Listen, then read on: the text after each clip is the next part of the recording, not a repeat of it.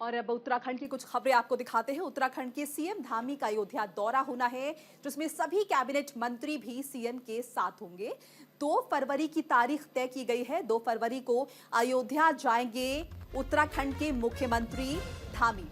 रामलला के दर्शन के लिए जाएंगे अयोध्या। देखिए 22 तारीख को रामलला की प्राण प्रतिष्ठा हो गई है अयोध्या में, और अब यहां पर 2 फरवरी को अयोध्या पहुंचेंगे सीएम धामी। ये कार्यक्रम उनका तय हुआ है और रामलला के दर्शन करेंगे और उनके साथ उनके कुछ मंत्री भी मौजूद रहेंगे। सभी कैबिनेट मंत्री भी सीएम के साथ अयोध्या जाएंगे रामलला के दर्शन के लिए।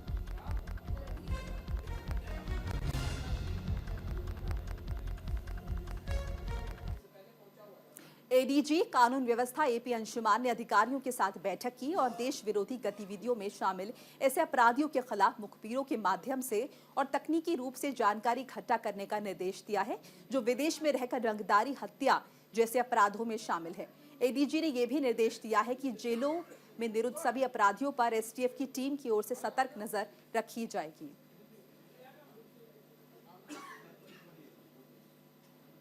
और उत्तराखंड के मुख्यमंत्री पुष्कर सिंह धामी की अध्यक्षता में आज आयोजित कैबिनेट बैठक में खेल विभाग से संबंधित एक महत्वपूर्ण फैसला लिया गया है, जिसके तहत अंतर्राष्ट्रीय और राष्ट्रीय स्तर पर खेलों में पदक विजेता प्रतिभा करने वाले कुशल खिलाड़ियों के लिए क्षैतिज आरक्षण विधेयक 2024 को मंजूरी मिली है। इसे जल्द ही विधानसभा में पेश किया जाएगा। खेल मंत्री रेखा आर्य ने कहा कि हमारे खिलाड़ियों के लिए ये बहुत खुशी की बात है। अब उन्हें सरकारी नौकरियों में 4% आरक्षण मिलेगा। इसके तहत राष्ट्रीय और अंतर्राष्ट्रीय स्तर पर पदक लाने वाले ऐसे खिलाड़ियों को सीधे नौकरी का लाभ मिलेगा। उत्तराखंड के मुख्यमंत्री धामी का आज रुड़की दौरा है। नव मतदाता सम्मेलन में सीएम शामिल होंगे। आरसी कॉलेज में कार्यक्रम का आयोजन होगा।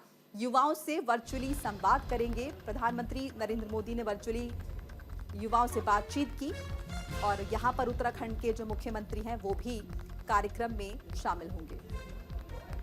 माननीय प्रधानमंत्री आदरणीय नरेंद्र मोदी जी के नेतृत्व में जो धारा 370 समाप्त करने का निर्णय केंद्र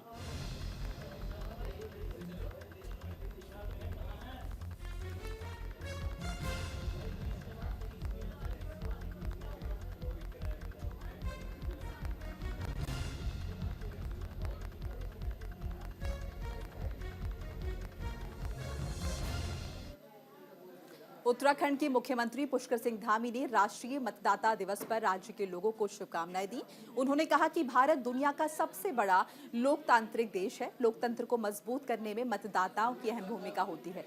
उन्होंने कहा कि लोकतंत्र को और मजबूत करने के लिए मतदाताओं को अपने मत का इस्तेमाल करना चाहिए और लोगों को भी इसके प्रति जागरूक करना चाहिए। हम सभी की नैतिक जिम्मेदारी है ये।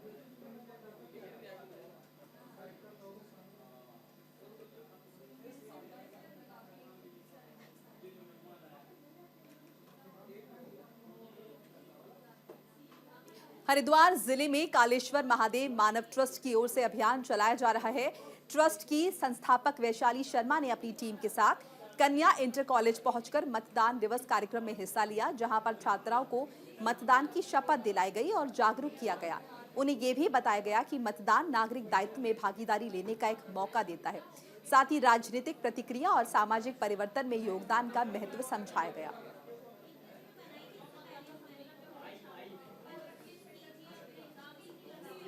आज राष्ट्रीय मतदान दिवस कार्यक्रम राजकीय कन्या इंटर कॉलेज में हुआ, जिसमें मेहंदी प्रतियोगिता, लेख प्रतियोगिता, निबंध प्रतियोगिता, चित्रकला प्रतियोगिता आदि प्रतियोगिताएं भी हुई और सभी छात्राओं को पुरस्कृत किया गया और साथ ही 18 वर्ष की आयु पूर्ण कर रहे छात्राओं को मतदान करने हेतु जागरूक किया गया और सभी को मतदान करने हेतु शपथ दिलवाई गई।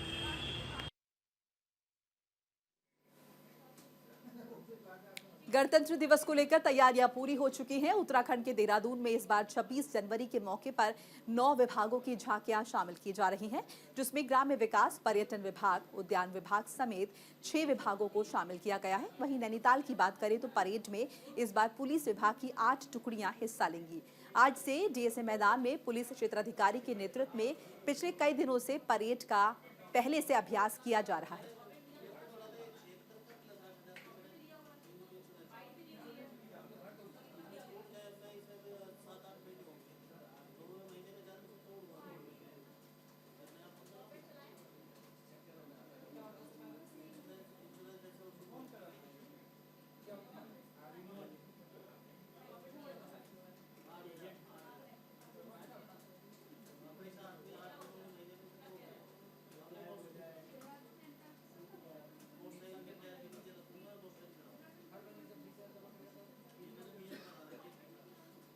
अभी तक हमारे पास 9 विभागों की सूची आई है, जिनके द्वारा जो है झांकियाँ बनाई जा रही हैं, जिसमें हमारा ग्राम्य विकास विभाग है, पर्यटन विभाग है, उद्यान विभाग है। तो सभी विभाग जो हैं अपने-अपने जो है झांकियों के तैयार कर रही हैं। उसमें विकसित भारत संकल्प यात्रा और विकसित उत्तराखंड को लेकर के भी सूचना विभाग की झांकी और ग्राम्य विकास विभाग की झांकी के द्वारा थीम पर बनाई जा रही है। और झांकियाँ जैसे हर बार होती हैं, उसी की तरह अब की बार भी अत्यंत आकर्षक होंगी और अच्छी थीम पे बेस्ड होंगी। हमारा संविधान है और जितनी उसकी खूबसूरत मूल भावना है, उसी तरह से हमारी कवायद भी चलेगी। उतनी ही डिसिप्लिन, उतनी ही उत्साह से लबरेज हमारी कवायद भी चलेगी। इसमें कुछ रंगारंग कार्यक्रम रहेगा, कुछ विभागों की झांकियाँ रहेंगी। इसके अलावा हमारी सीपीयू यूनिट, फायर यूनिट और हमारी जो पुलिस की टोलियाँ हैं वो भी शामिल रहेंगी। राम मंदिर दर्शन के लिए उत्तराखंड से भी लोग भारी संख्या में अयोध्या पहुंच रहे हैं। बीजेपी ने इस कड़ी में हर लोकसभा क्षेत्र से 6000 से ज्यादा लोगों को अयोध्या ले जाने का प्लान तैयार किया है। बता दें कि आज से 25 मार्च तक राज्य के सभी लोकसभा क्षेत्र से लोगों को अयोध्या ले जाने की रणनीति तैयार की गई है। वहीं कांग्रेस मुख्य प्रवक्ता गरिमा दसौनी ने बीजेपी पर हमला किया है और कहा है कि बीजेपी लोगों को दर्शन करने के लिए नहीं बल्कि अपनी राजनीतिक रोटियां सेकने के लिए अयोध्या ले जा रही है।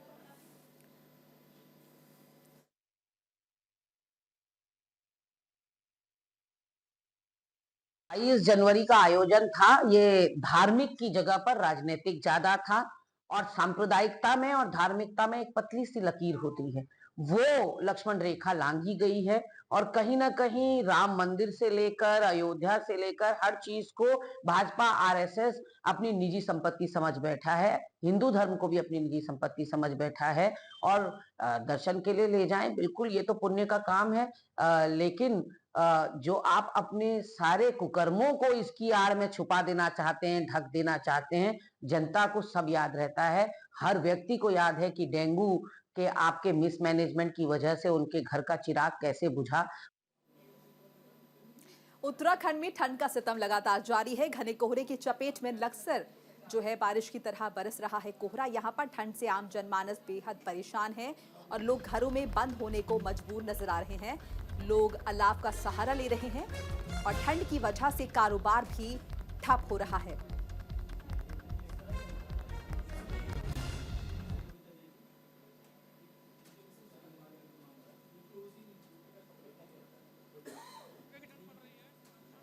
लोगों के हालात खराब कर दिए हैं।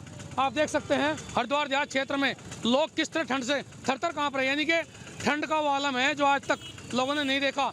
लोग कह रहे हैं कि पिछले 10 साल में ऐसी कभी इतनी कड़ाकी ठंड नहीं पड़ी है।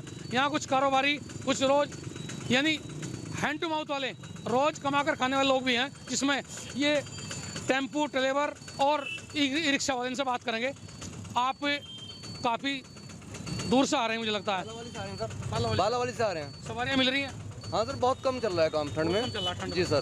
तो इसका फर्क पड़ा ठंड का बहुत बड़ा फर्क पड़ रहा है। ज़्यादा फर्क पड़ रहा है। आप देख सकते हैं किस तरह से लोग कांप रहे, छोटे छोटे बच्चे भी चादरों में, कंबल और शॉल में लिपटे हुए हैं। आप कहाँ से आए मैडम? जी हम महाराजपुर से आए। महाराजपुर से। देहात क्षेत्र में ज़्यादा ठंड है? जी। अच्छा, मजबूरी में जाना पड़ रहा है? हाँ, बस मजबूरी, अपने काम के लिए तो निकलना ही पड़ता है। अपने काम के लिए निकलना पड़ता है, मजबूरी है। अब देख सकते हैं किस तरह से लोग अपने पूरे के पूरे शरीर को कपड़ों से लपेटे हुए, यानी गर्म कपड़ों से लिपटे लोग बाहर निकल रहे हैं। हालात ज़्यादा खराब हो रहे हैं। वजह यह भी है कि पिछले 15 दिन से सूर्य के दर्शन नहीं हुए हैं। तो ऐसे में कोहरा, ठंड और शीतलहर तीनों लोगों को यानी ट्रिपल अटैक परेशान कर रहा है। तो और भी कुछ लोग इनसे बात करेंगे। आप इस तरफ देख सकते हैं ये लक्सर का वो चौराहा है जहाँ मुजफ्फरनगर, हरिद्वार और उत्तर प्रदेश के दूसरे कोने यानी सहारनपुर से भी लोग आते हैं। इस चौराहे से दूसरे स्थानों पर लोग जाते हैं। तो कुछ और लोग इनसे बात कर लेते हैं जो भी आ रहे हैं, इनसे बात करेंगे। मैडम आ रही, इनसे बात करेंगे। आप कहाँ से आई मैडम? सर अकोटा कला। अकोटा कला से। ठंड बहुत ज़्यादा है जी आप टीचर हैं? जी। स्कूल की कैसी, अब तो छुट्टी चल रही होंगी? नहीं, आज स्कूल खुला है। आज खुला है जी। ऐसे में फिर एक बार सोचने को मजबूर किया होगा कि भाई बच्चे ठंड में कहीं कांप ना जाएं, फिर कैसा क्या छुट्टी होंगी फिर दोबारा? सर अगर बच्चों का देखा जाए तो नहीं होनी चाहिए। मौसम में रेड अलर्ट घोषित किया हुआ है। सर हाँ, मौसम तो ये कह रहा है कि अभी बच्चे स्कूल नहीं आने आने चाहिए। मौसम कह रहा है कि बच्चों को अभी और छुट्टी की जरूरत है। ऐसे में क्या करे क्या ना करे, ये बड़ा सवाल खड़ा हो गया है। फिलहाल स्थिति ज़्यादा भयावह नजर आ रही है। वजह है कि जब तक सूर्य देव दर्शन नहीं देते, धूप नहीं निकलती, तब तक ये हालात बने रहेंगे। Jasveer Singh, news India, Laksar. और पौड़ी में गढ़वाल सांसद तीरथ सिंह रावत की अध्यक्षता में निगरानी समिति दिशा और जिला विकास समन्वय की बैठक आयोजित की गई, जिसे लेकर सभी अधिकारियों को निर्देश जारी किए गए। सांसद तीरथ सिंह ने लोक निर्माण विभाग और PMGSY के अधिकारियों को सड़कों को गुणवत्ता के साथ पूर्ण करने के लिए कहा। साथ ही दुर्घटनाओं से बचाव के लिए सड़कों पर चूने का छिड़काव करने के लिए भी कहा गया है। इसके अलावा समस्याओं के समाधान करने की बात भी कही गई है। बैठक दिशा की थी और सभी विभागों के नोडल अधिकारी उपस्थित थे और जो पिछले उसका प्रतिनिधियों के द्वारा या अन्य काम जो थी उसकी समीक्षा और उसमें काम आगे बढ़ा है। अधिकतर प्रतिनिधि भी संतुष्ट हैं और कुछ चीज़ें कि जो पाइपलाइन पे है उनको फरवरी मार्च तक पूरा करने के लिए हमने कहा है। और अल्मोड़ा में महापंचायत सम्मेलन का आयोजन किया गया, जिसमें जिला पंचायत, ब्लॉक, ग्राम प्रधान, जनप्रतिनिधियों ने शिरकत की और पंचायतों की मांगों को लेकर मंथन किया। आने वाली 28 जनवरी को देहरादून में गढ़वाल मंडल के पंचायत प्रतिनिधियों की महापंचायत की बैठक के बाद बड़े आंदोलन को स्वरूप भी दिया जाएगा।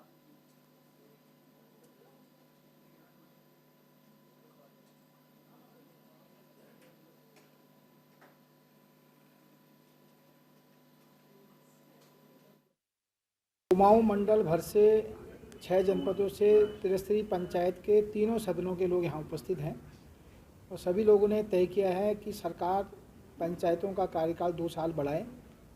सरकार पर इस मांग के दबाव के लिए पूरी रणनीति बनाई जा रही है और 29 तारीख को फिर हमारा देहरादून में महापंचायत है गढ़वाल मंडल के साथियों के साथ। तो इन महापंचायतों के माध्यम से जो हमारी पहली मांग है कि कार्यकाल को बढ़ाया जाए, उस पर हम पूरे प्रदेश व्यापी आंदोलन के लिए एक रणनीति बना रहे हैं, जिसको हम जल्दी सार्वजनिक करेंगे। और उसके साथ हमने जो 5 सूत्रीय मांग पत्र में उठाया है कि यहाँ का एक पंचायत एक्ट आपका उत्तराखंड का बने, पंचायती राज विभाग का पुनः। यमुनोत्री हाईवे पर सलक्यारा सुरंग का निर्माण जल्द शुरू होगा। केंद्र सरकार से सुरंग निर्माण की मंजूरी मिल गई है। नवंबर 2023 में निर्माणाधीन सुरंग में भूस्खलन के चलते 41 मजदूरों के फंसने के बाद से यहां निर्माण कार्य बंद पड़ा हुआ है। मंगलवार को केंद्रीय सड़क परिवहन एवं राजमार्ग मंत्रालय ने 4 धाम सड़क परियोजना में निर्माणाधीन सलक्यारा सुरंग का निर्माण कार्य दोबारा शुरू करने के आदेश जारी कर दिए हैं। सुरंग निर्माण से जुड़ी कार्यदायी संस्था राष्ट्रीय राजमार्ग और अवसंरचना विकास निगम लिमिटेड के महाप्रबंधक कर्नल दीपक पाटिल ने भी इसकी पुष्टि की है।